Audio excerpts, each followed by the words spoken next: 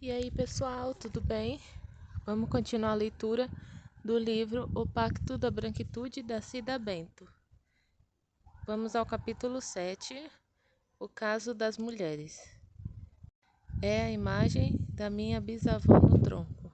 Eu não estou brigando hoje. Eu estou praticamente vingando a minha bisavó, você entende? Quanto a isso, não tenho nem dúvida. Minha luta é essa. Sueli, trabalhadora doméstica. Sueli, uma forte e expressiva trabalhadora doméstica que se constituiu depois em liderança sindical, foi a responsável pelo título de minha dissertação de mestrado, Ser Resgatando a Minha Bisavó.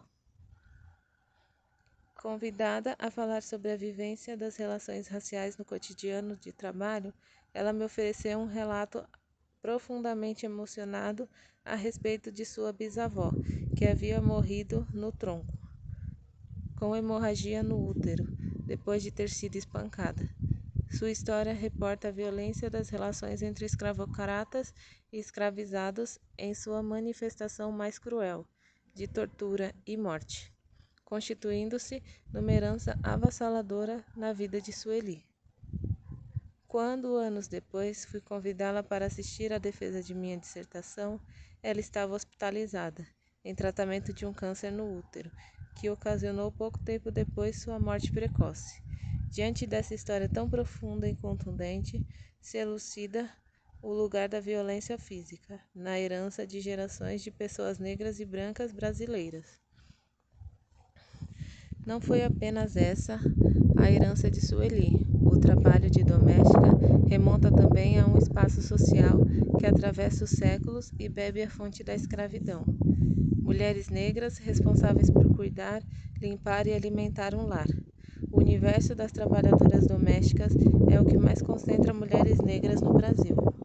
Em 2018, 6.200.000 pessoas do país tinham como ocupação o serviço doméstico remunerado. Segundo o estudo realizado por pesquisadoras do Instituto de Pesquisa Econômica Aplicada, IPEA, em 2019, a categoria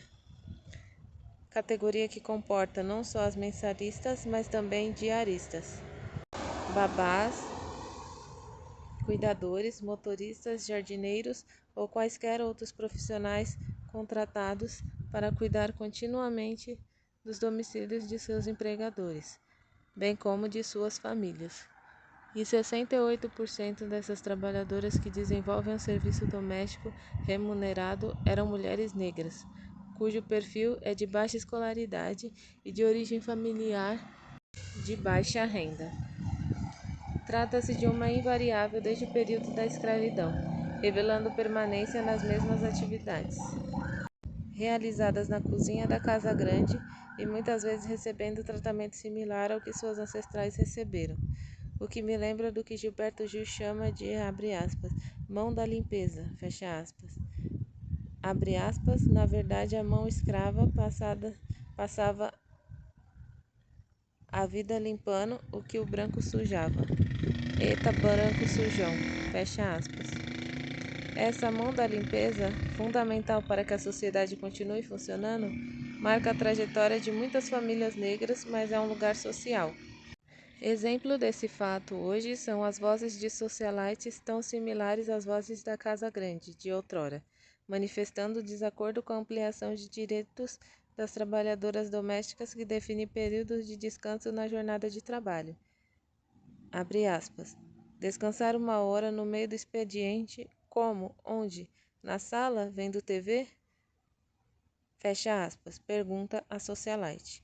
Ao mesmo tempo, ela comenta, abre aspas, tenho passado as noites em claro, apavorada, já que estou totalmente dependente de uma ajuda doméstica, fecha aspas. Ou seja, ela reconhece a importância da trabalhadora doméstica, mas não seus direitos. Cabe lembrar que são muitas as relações de classe média e alta diante da aprovação da PEC das domésticas, bem como o sancionamento da Lei Complementar número 150 de 2015, que equiparou os direitos trabalhistas das empregadas domésticas aos dos trabalhadores rurais e urbanos no Brasil. que só ocorreu 70 anos depois do surgimento das consolidações das leis do trabalho, CLT. Essas conquistas ocorreram por conta de muita luta da categoria, que organizada exigiu seus direitos.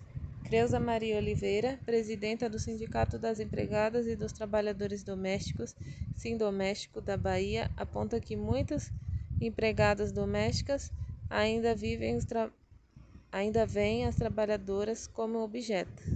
Aponta que muitos empregadores ainda veem as trabalhadoras como objeto, exigem que fiquem confinadas por anos, não podem adoecer, é como se não tivessem família. Não respeitam o direito de ir e vir, se tiver marido, está desempregado. Só tem ela para pagar as contas, como rejeitar? É importante salientar que na relação com a trabalhadora doméstica, a branquitude como um lugar social diferenciado e de usufruto de privilégios pode aparecer sem muito disfarce, como se observa na fala do ministro da Economia brasileiro em 2020, que teve ampla divulgação pela grande mídia. Disse ele, abre aspas, em outros tempos, quando a economia brasileira estava melhor e o real mais valorizado, era uma festa danada, pois empregadas domésticas iam à Disneylândia. Fecha aspas. É como se o direito de viajar para a Disney fosse um privilégio reservado às classes média e alta. E o ministro arremata, abre aspas, vai para a cachoeira do Itapemirim, vai conhecer onde Roberto Carlos nasceu, vai passear o Brasil, vai conhecer o Brasil, fecha aspas. Lélia Gonzalez já dizia que, abre aspas, o racismo se constituiu com a sintomática que caracteriza a neurose cultural brasileira. Nesse sentido, veremos que sua articulação com o sexismo produz efeitos violentos sobre as mulheres negras em particular. Fecha aspas. É o que ficou escancarado no caso das trabalhadoras domésticas. Quando focalizamos o trabalho dentro de instituições públicas ou privadas, as situações guardam similaridades, como nos mostra Maria, uma recrutadora de pessoal negra, contando uma situação que vivenciou.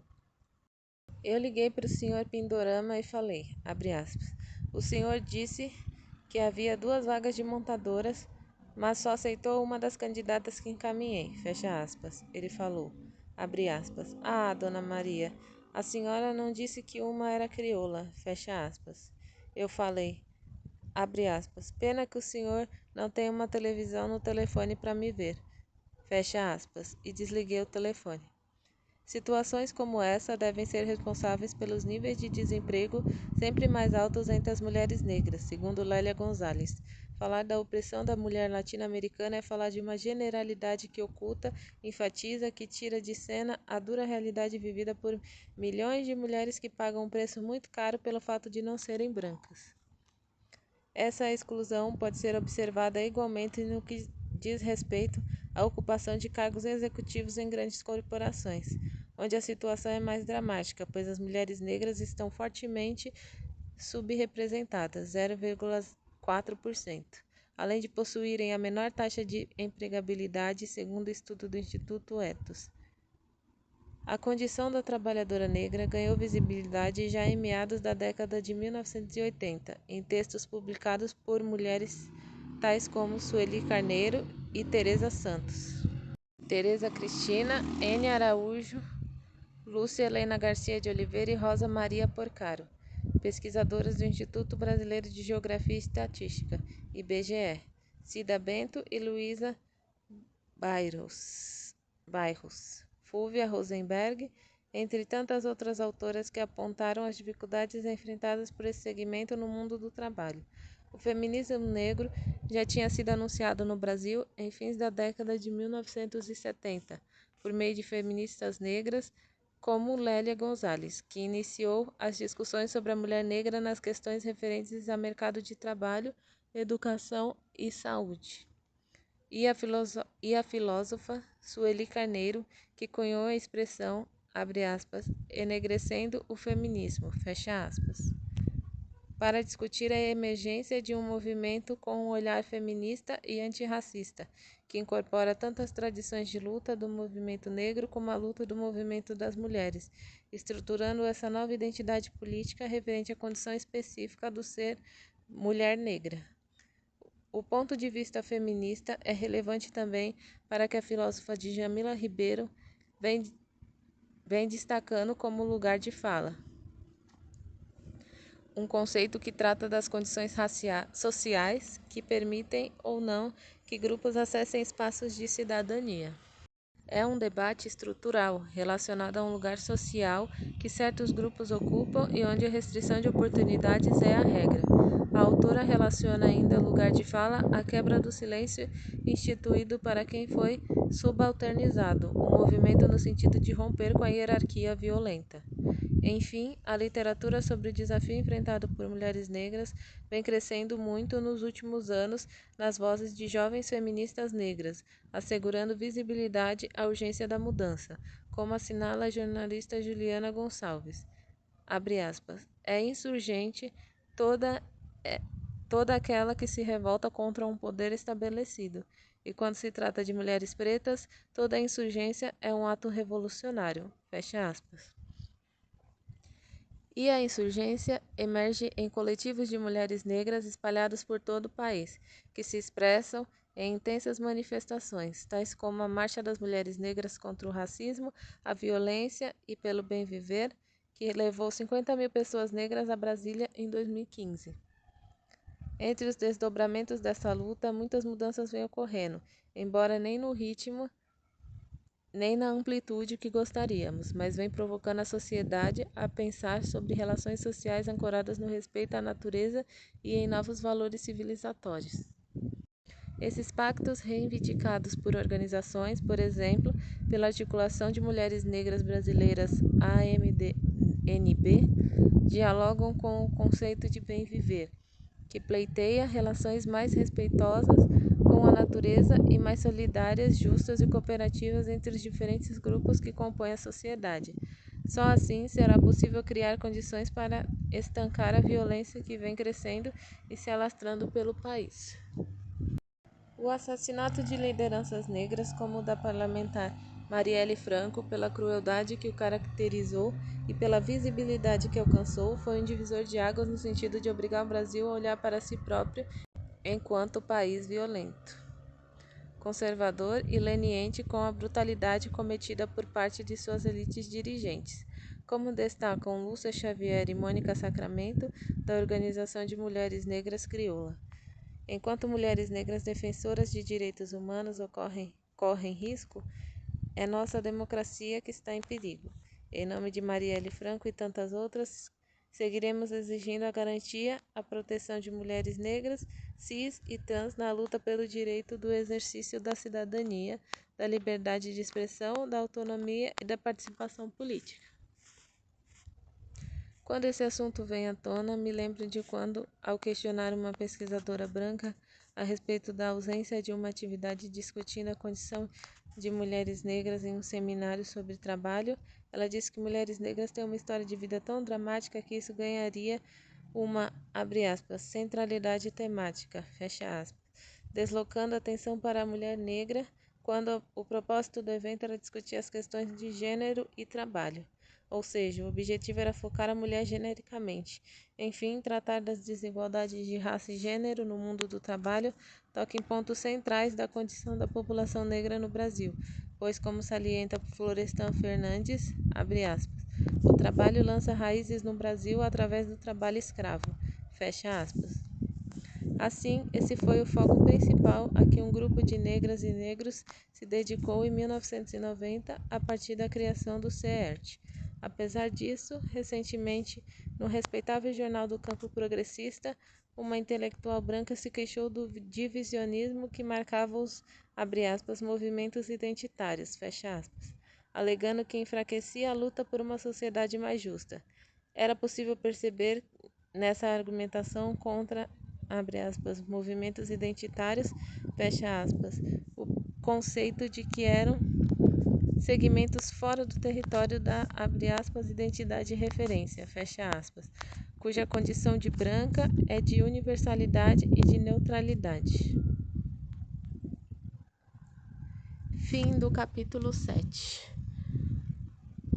Pessoal,